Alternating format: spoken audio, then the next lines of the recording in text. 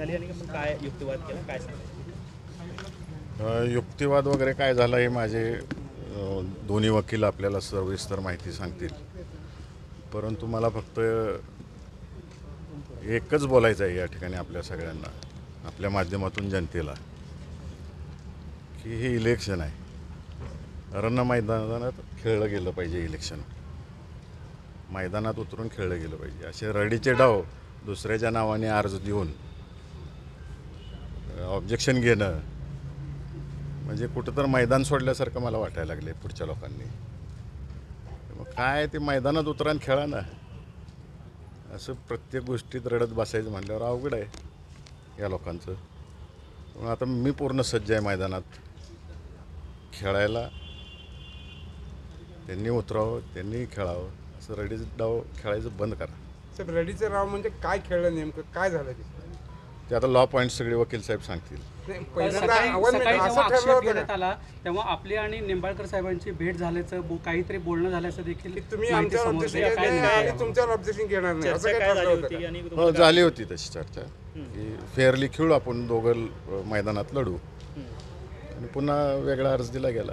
तुम्हाला गाफील ठेवून डाव साधण्याचा प्रयत्न? हो, केला. परंतु कायद्यानं मी स्ट्रॉंग होतो.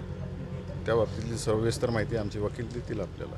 नोकरीचं तपशील दिलं नाही असं म्हटलं जातं. काय नोकरीचं काय तपशील दिलं? मला एकच सांगायचं आहे की जो निवडणूक आयोगाचा कायदा आहे, तुम्ही सगळी पत्रकार मंडळी आहात, अत्यंत हुशार मंडळी आहेत.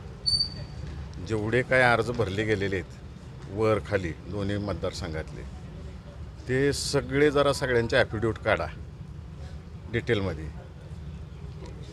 आणि 2023-24चं सगळ्यांनी आपलं इन्कम टॅक्स रिटर्न्स जरा शोधा. तुमच्या बुद्धीला चालना द्या. तुम्हाला लक्ष दिली एका मोठ्या पक्षाच्या व्यक्तीनं माहिती किती लपवलेली आहे ती दिसून येईल आपल्याला सगळ्यांना. त्याला जरा थोडं तुमच्या बुद्धीला चालना द्या सगळ्यांनी. तुम्ही ऑब्जेक्शन घेतलं नाही का तुमच्या वकिलांना? आणि माझं काहीच नव्हतं तर त्याच्यावर ऑब्जेक्शन घेतलं गेलं आणि त्यांच्या एवढ्या त्रुटी होत्या तरी त्यांचा अर्ज मंजूर झालेला आहे. तुम्ही का ऑब्जेक्शन घेत नाही? त्रुटी आहेत तुम्हाला लक्षात आल्यावर आपण आधी चर्चा झाली की त्यांनी ऑब्जेक्शन घ्यायचं नाही, मी ऑब्जेक्शन घ्यायचं नाही.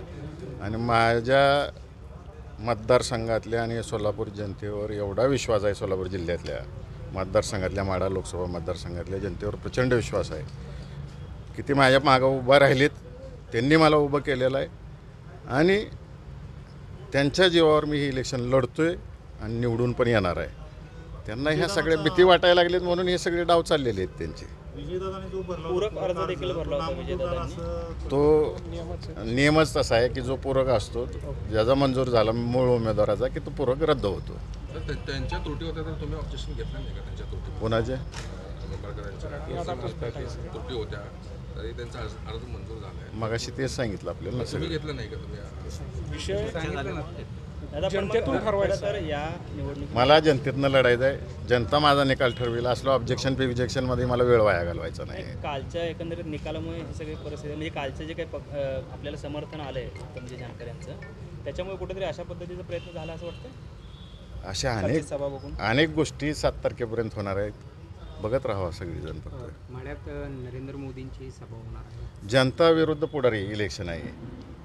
जनतेने इलेक्शन हातात घेतले आणि माझ्या जनतेवर प्रचंड विश्वास आहे आणि प्रेम पण आहे. त्यांचं माझ्यावर आहे, आमच्या कुटुंबावर आहे, माझं पण त्यांच्यावर आहे आणि आदरणीय पवारसाहेबांवर सगळ्यांचं प्रेम आहे आमचं.